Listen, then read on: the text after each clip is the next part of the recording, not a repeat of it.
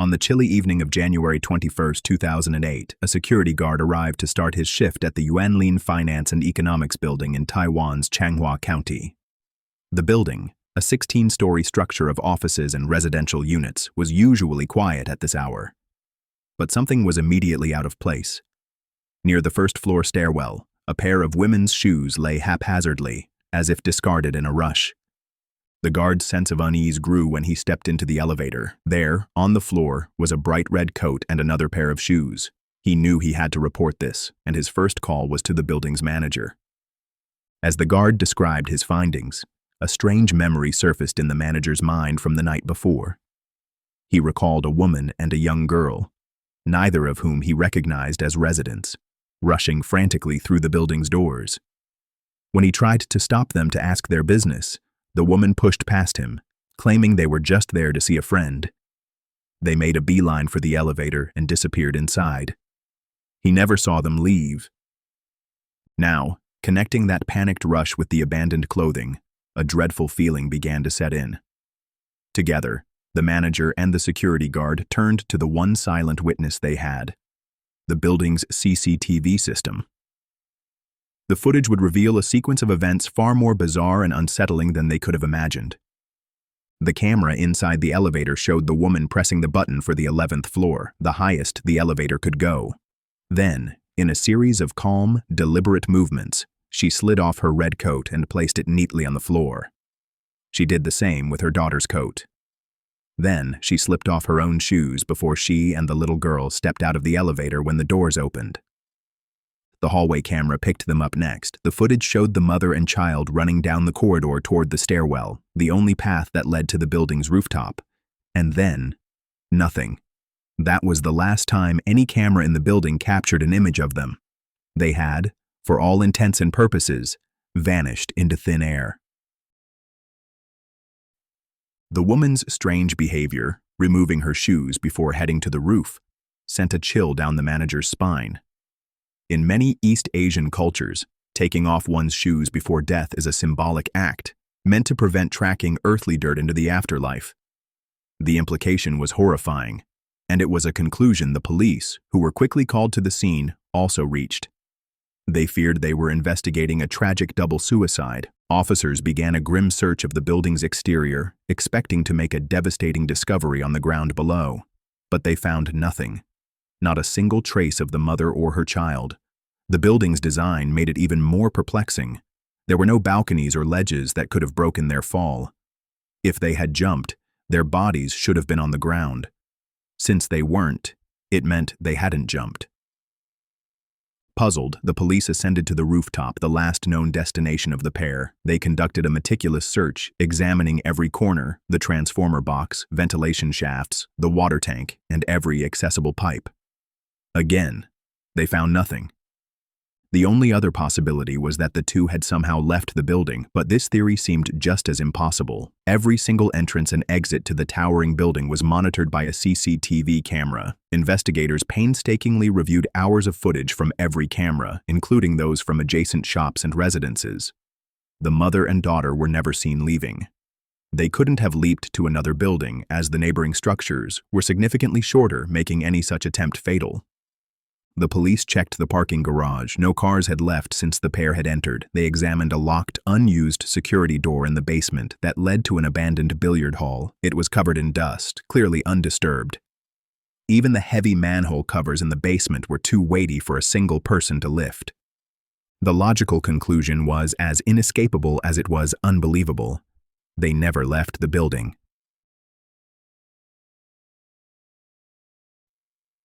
With no bodies and no evidence of a crime, the case had stalled. It had morphed from a suspected suicide into an impossible missing persons case. Making matters worse, the authorities had no idea who they were even looking for. In a bid to identify the mysterious duo, police released the CCTV footage to local news outlets, hoping someone would recognize the woman and her child. A breakthrough came a few days later. On January 28th, a longtime security guard at the building noticed a moped parked oddly at the entrance to the lot. He knew the residents and their vehicles, and this moped, which had been left unattended with the keys still inside for days, didn't belong. He reported the inconsiderately parked scooter to the police. Officers ran the license plate and discovered it was registered to a 37-year-old woman named Liu Huijun. Records showed she had been reported missing from her hometown of Chatu, over 8 kilometers away, on January 20th, the very day she was seen on the building's CCTV. Soon after, Liu's husband saw the news broadcast and came forward, confirming the woman in the haunting footage was his wife, and the little girl was their 4-year-old daughter. With their identities known, a tragic backstory began to emerge. Liu Huijun came from a humble background and had once dreamed of being a hairdresser in Taipei. However, her mother arranged a marriage for her with a wealthy landowner. The marriage was unstable and unhappy. Liu's husband was reportedly abusive, drank heavily, and accumulated significant debt. They divorced once but were pressured by their conservative community to remarry, after which they had their youngest daughter, the girl who was now missing. Nothing changed. Her husband's drinking only worsened, and Liu's mental state reportedly deteriorated rapidly. On January 20, 2008, following another argument, Liu took her youngest daughter and drove off on her moped. Her husband assumed she had gone to her mother's house, as she often did, but she never arrived. After checking with friends and family, he reported them missing. The identification only deepened the mystery. Liu Huijun appeared to have no connection to the Yuanlin Finance and Economics building. She didn't work there, live there, or know anyone who did. It seemed to be a completely random location. Yet, she had singled it out with a clear, albeit baffling, purpose. Days turned into weeks, months, and then years. The police would periodically return to the building, re-interviewing residents and searching the premises once more. But the trail remained ice-cold. Eventually, the investigation wound down, and the case of Liu Huijun and her daughter seemed destined to remain unsolved. Then, in 2013, a strange case from across the world breathed new life into the investigation. The bizarre death of Elisa Lam at the Cecil Hotel in Los Angeles became global news, and the eerie parallels were not lost on the Taiwanese public or the police. Like Liu, Elisa Lam was last seen on elevator CCTV, exhibiting strange behavior before her disappearance inside a building. The media dubbed Liu's case Taiwan's Elisa Lam, and the original investigators felt compelled to act. Inspired by the fact that Elisa Lam's body was discovered in a rooftop water tank, police returned to the Yuanlin building. For a second time, they drained and searched the large water tank, hoping to find human remains, even after 5 years. But just as before, they found nothing. No residents had ever complained of foul-tasting water or strange odors in the building that might indicate decomposing bodies. With the investigation officially reopened, authorities conducted a thorough financial check. They found that none of Liu's bank cards, credit cards, or health insurance cards had been used since her disappearance. They also checked school enrollment records. By 2013, her daughter would have been 9 years old, but no new students matching her information could be found. The last flicker of police activity came in 2021, when investigators sought to compare DNA from Liu's relatives to an unidentified body that had been found. The results were negative. It was not her. In the absence of answers, theories have swirled for years, each attempting to explain the impossible. The first theory suggests murder. Perhaps Liu was having an affair and went to an apartment to meet a lover. An altercation could have led to her and her daughter's deaths. The killer might have then dismembered the bodies and removed them from the building piece by piece over time to avoid detection. However, this is considered unlikely.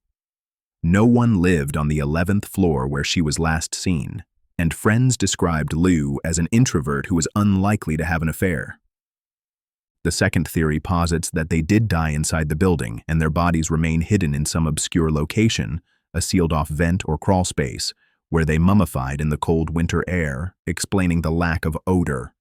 But even mummification produces a scent during its initial stages, which someone likely would have noticed.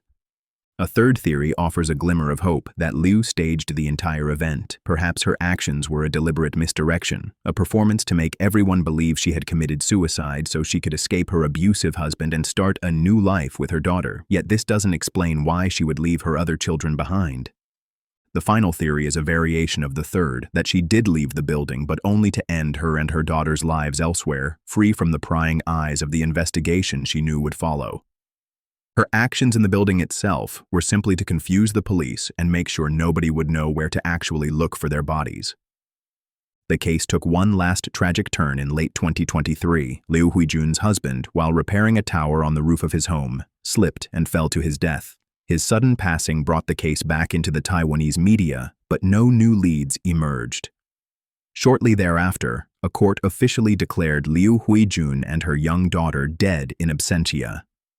It was a quiet, legal end to a story that has no real conclusion. The Yuanlin Finance and Economics building still stands, a silent monument to an enduring mystery. All that remains is the ghostly footage of a mother and daughter captured in their final visible moments before running past the cameras and vanishing forever.